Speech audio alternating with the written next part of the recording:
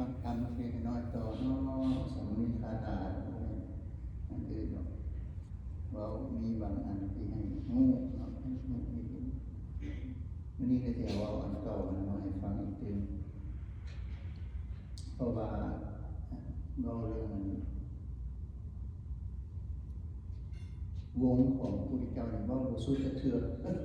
ว่าบุสุดจะเถื่อนอยู่คนอื่นขอน้อมในพระการไตรพระคุณผู้เจ้าพระรามาเจ้าและคุณพระเนี่ยสังฆเจ้าขอถวายของโปรดผู้บาอาจารย์ทุกนาทุกขอเจริญพรญาติโยมเมื่อทุกคนเนาะฝ่าไม้ปีใหม่ให้เรียนเป็นสุขทุกคนเด้อพัฒนาจิตใจเบิกบานมวลซื่นพิจารณาธรรมะนำกันผู้ที่เจ้าเป็นว่าไปฮอดเป็นไปโพดเอาครอบครัวพี่น้องเป็นเนาะไปฮอดเมืองพ่อเป็นแล้วก็เขาก็ต้อนรับเนาะเพิ่นก็เลยได้แสดงฤทธิ์เพราะว่าเพิ่นมันคิดได้ว่าคนพวกนี้มีมานะที่ถี่สูงเกินไปบ่ยอมเชื่อถือบ่ยอมนับถือพระเจ้าและบ่ฮู้พระพุทธเจ้านี่เป็นคนแนวใดเนาะฮู้แต่ว่าพระศรีทัตถะออกบวชลูกชายออกบวชหลานชายเนาะลูกชายเนาะน้องเฮามาสันสาพี่น้องเฮาสันสีอายุยังอ่อนน้อยต้องมากราบมาไหว้เฮาเพิ่นถือมานาทีแรกคนสมัยตะกี้มันบ่ทันมีศาสนาพุทธการเคารพนับถือยังบ่มีผู้ใดสั่งได้สอนคือว่าถือตามศาสนาของพราหมณ์ของศาสนาอื่นศาสนาเกี่ยวกับมีหลายศาสนาอยู่อินเดีย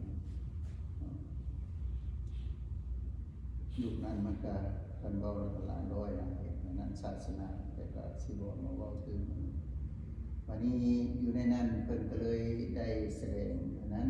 อิทธิฤทธิ์ของเพิ่นมีฤทธิ์ทางเดินจงกรม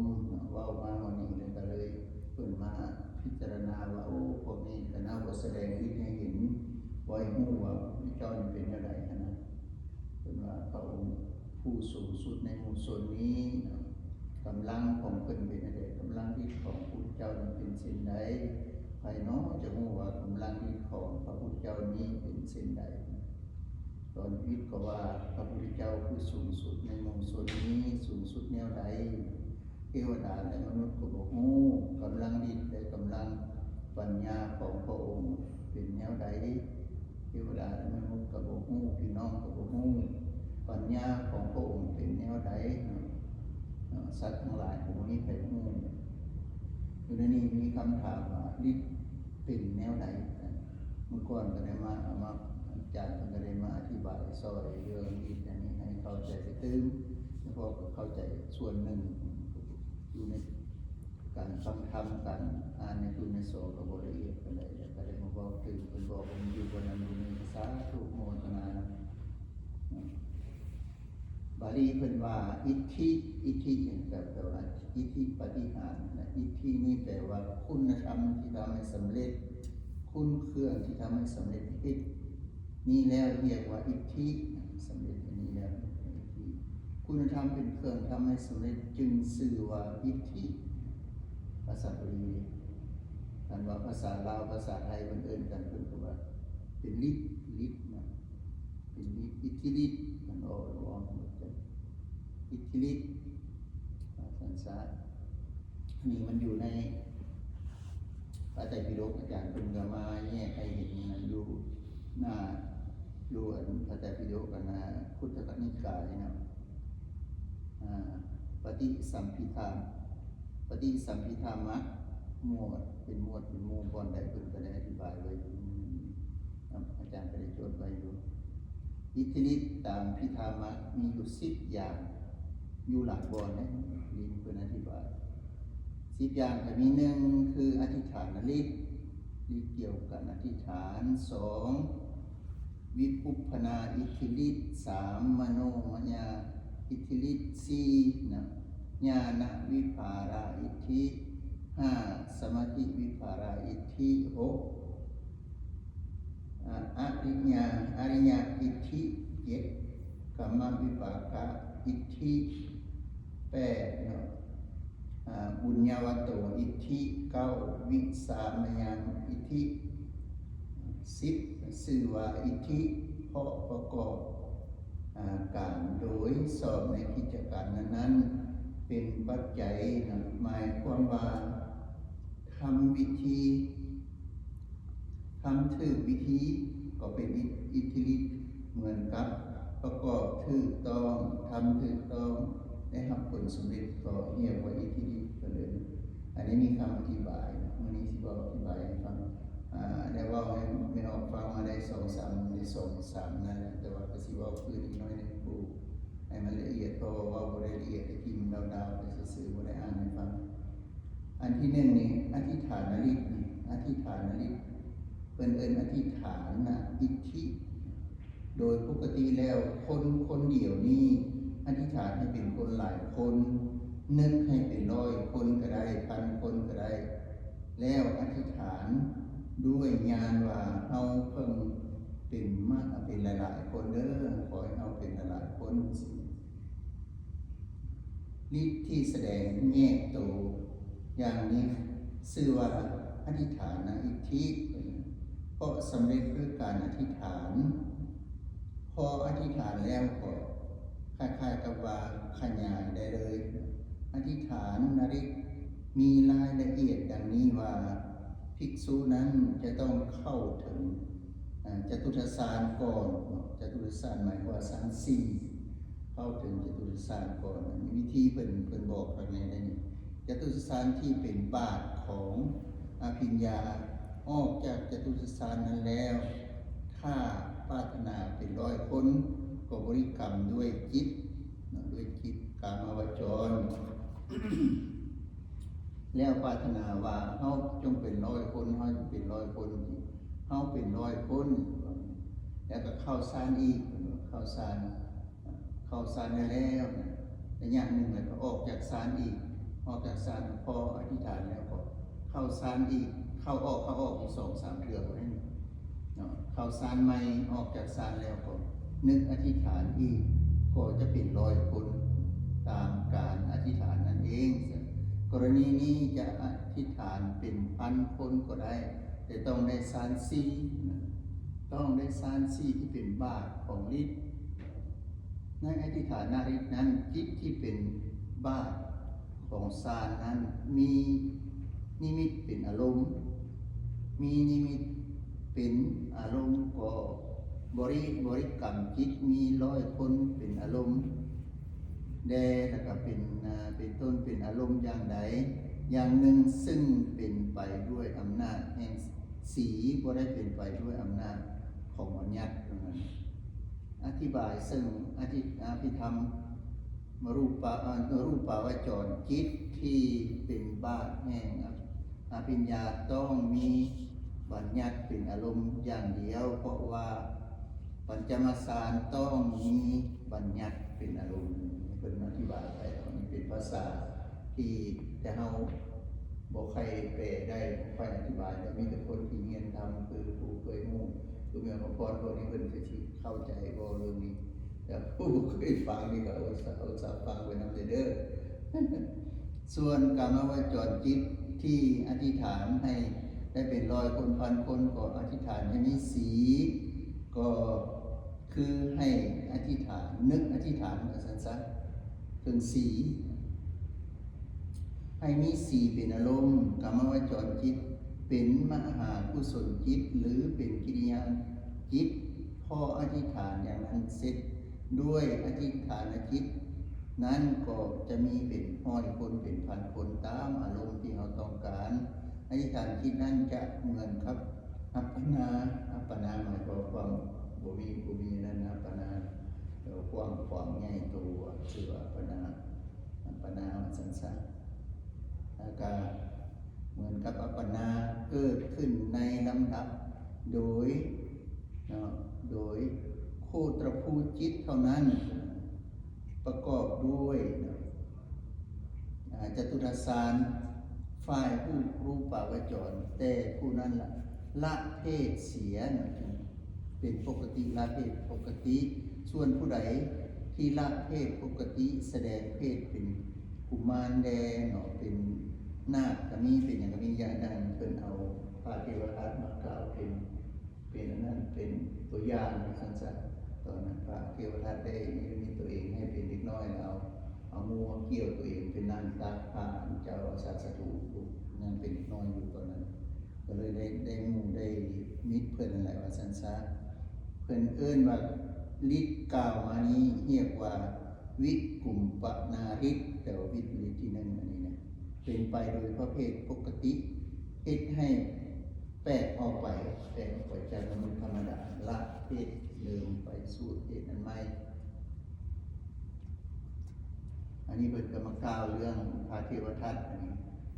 เราจะเว้าไปแล้วก็สิได้ยินหลายเทื่อแล้วก็สิบ่เว้าตื่นจากนั้นก็เพิ่นก็ได้ลูกศิษย์ลูกหา500คนไปสั่งเข้าอยู่บ้านพระเจ้าสัตสถูเลื่อมใสขนาดเลยตอนนี้เพิ่นสิเอาพระเจ้าเฮ็ดให้พระเจ้าพิมพิสารเฮ็ดบ่ได้พระเจ้าพิมพิสารเป็นพระสุรบาลเลยมันพระเจ้าสัตสถูจบตกใจแล้วก็ได้นับถือพระเทวทัตถวายอาหารทุกมื้อเลย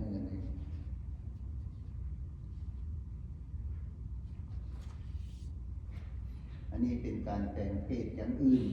เนาะแต่ซานซีจตุรสานเป็นบาทส่วน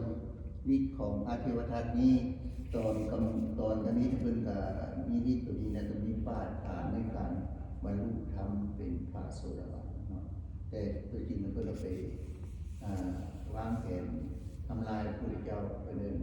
มีจิตใจเครียดโกรธไปเลยโกรธมีความโกรธแล้วสารลุยสารหายไปเมื่อทุกอันได้กันในสารหายบุญวาสนาที่เห็นมากับเสื่อมแล้วก็ถือว่าวันสุดท้ายก็ไปตกนรกแต่เพิ่นก็ยังมีดีอยู่เพราะเพิ่นเฮ็ดให้แต่ผู้ที่เจ้าผู้เดียวบ่ได้ไปทำลายผู้อื่นว่าซั่นๆคนอื่นๆก็บ่ได้ทำลายนะยังมีบุญวาสนาในเมื่อถวายความเคารพพระพุทธเจ้าก้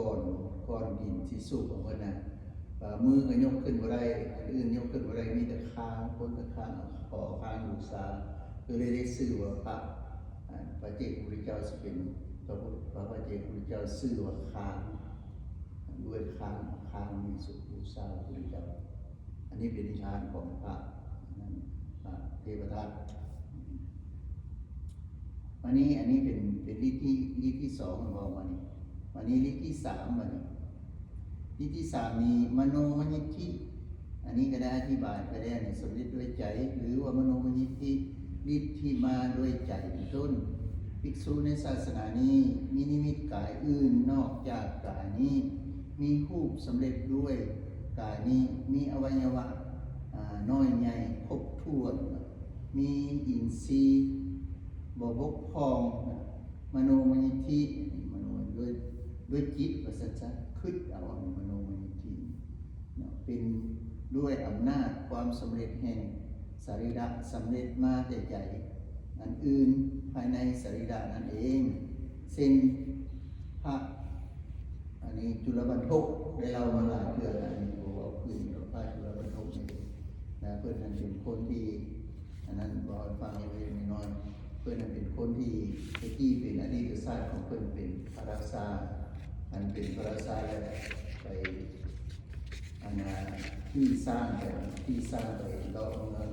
เพื่อออกเอาผ้าขาวเศษผ้าขาวสะอาดเศษตัวเองก็เลยได้ก็คือรับสัญญาผ้าขาวเศษตัวนี้ผ้าขาวมาเศษหน้าเศษไปเศษมาเลยดำเข้าผ้าของเพื่อนเลยไปเลยอยู่ในหันก็เลย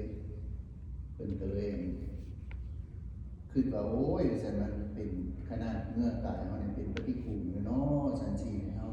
โยกงามแบบนี้ได้อาบน้ำอาบในอยู่แต่บางสุดท้ายเอาผ้าขาวมาเสร็จก็ยังเป็นปฏิกูลถือว่าบ่มีดีอย่างเงี้ยอันนั้นอยู่แล้วคนเฮาเนี่ยนะครับก็เลยคืออันนั้นเป็นบาปของเพิ่นเวลาเพิ่นมาเป็นนานนี้เพิ่นก็เลยบวชเป็นพระสูตรในพระพุทธเจ้าองค์กรก็เก่งในการท่องปฏิโมกข์ได้ในวันสุดท้ายก็ตัวเองเก่งแล้วก็ไปเทศนาเนี่ยให้คนอื่นฟังมีหมู่ผู้หนึ่งเป็นพระสงฆ์เป็นคนพึกหนาว่าบ่ได้ไปดูทูกเขาไปเย้ยนะเว้ยดูทูกเขาเย้ยแบบหยอกแล้วโอ้เจ้านี่ก็ต้องควรเฮียนก็จะไปดู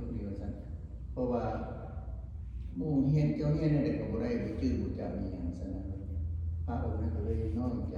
ก็เลยเครียดเลยบ่เฮียนต่อบ่เฮียนต่อแล้วบาปนี้ก็ตกมาหาพระ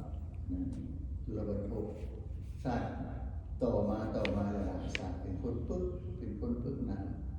ยุคเพิ่นได้บรรลุสุนีก็แม่นอันน่ะอ้ายมาเป็น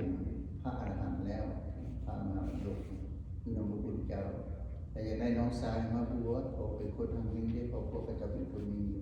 แล้วก็เลยเอาน้องมาบวชอยู่ได้4 เดือนให้ท่องพระสูตร2 บรรทัด4 เดือนบ่จื้อเลย2 บรรทัดนี่บ่จื้ออ้ายก็บอกโอ้เจ้าศิษย์ซะเมื่ออยู่นำเราซะเราบ้านมีผู้สืบทอดมาไปญี่ปุ่นจังกินจังทานเอาเด้ออธิษฐานเอาเด้อก็บ่ยอมศิษย์เพราะว่าอยากบวชเด้บุญเรามีอยู่นะอันบ่ยอมศิษย์แล้วก็ฮอดมื้อนึงก็พอดีพระศิวกก็มานิมนต์พระอาจารย์ศิวกหมอศิวกมานิมนต์พระไปสั่งเข้าบ้านวันนี้ผู้อื่นเพิ่นก็เอาซื้อให้เมื่อให้หมอศิวกน้องชายบอกให้เพราะว่าถือว่าเราศิษย์แล้วเฮ็ดหยังก็บ่ได้แล้วตื่นเช้ามาก็เครียดอันนี้เครียดตื่นเช้ามาสิมื้อสิพุทธเจ้าเลยนั่งสมาธิเข้ายามของเพิ่นก็ไปรับทานไว้รับทานไว้ศิษย์นะก็เลยสอนละโสรนังก็ไปพาเพิ่นคุณให้ย่อมมาย่อมมาก็เลยบรรลุเป็นพระอรหันต์เป็นอันเก่ามาจังครับอันนี้จะสัญญาอันเก่าที่เพิ่นได้เป็นพระราชาก็เลยบรรลุเป็นพระอรหันต์พระพุทธเจ้ามาเทศน์ให้ฟังบรรลุเป็นพระแล้วก็มันแสดงฤทธิ์เป็นพันคนนี่อันนี้เรียกว่ามาแล้วเนาะแล้วก็ต่อไปแล้วแม่นฤทธิ์ของ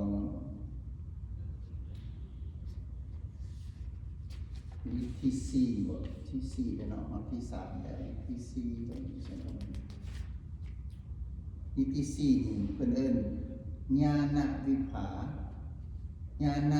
าราอิทธิก็คือคุณวิเศษที่บังเกิดด้วยอนัตตมรรคญาณอันเพิ่งได้อัตภาพนั้นก่อนหลังเกิดขึ้นด้วยญาณวิภาราอิทธิอันนี้เป็นเอาตัวอย่างของพระภาคจุนพระภาคจุนมาก่อนเกิดมาทางนี้จะเป็นน้อยนะอายุนั้นยังน้อยๆอยู่4 ปี5 ปีเนี่ยพอดีที่ดื้อนี่นะไปลงอาบน้ำเขาพาไปอาบน้ำมันเงียบร้อยน้ำร้อยไปมาป่าใหญ่มาสวดออกคืนเอาเมื่อโตไปคืนเอาแล้วก็มุดไปเลยแล้วไปดินไปบัวตายนะฮอด2 มื้อ 3 มื้อบัวตายต่อมาเราไปใส่ตะไคร้เขาได้อยู่เมืองอื่นมันยากบ้านอื่นไปอีกแคว้นนึงกันนะก็เลยเอาไปขายตลาดเป็นท่องง่ายมีครอบครัวนึงเป็นมหาเศรษฐีนั่นแหละไปตลาดไปพ่อ